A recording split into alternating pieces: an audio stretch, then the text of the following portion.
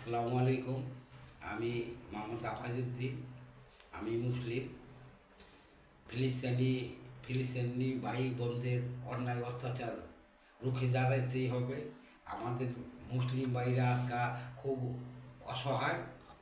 তাদের জন্য আমার আমার আমি যে অবস্থানে আছি এই অবস্থান থেকে তাদের জন্য আমার কিছু করণীয় নাই।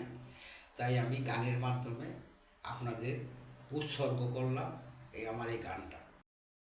জাগো জাগো জেগে ওঠো, সারা বিশ্বের মুসলিম জাগো।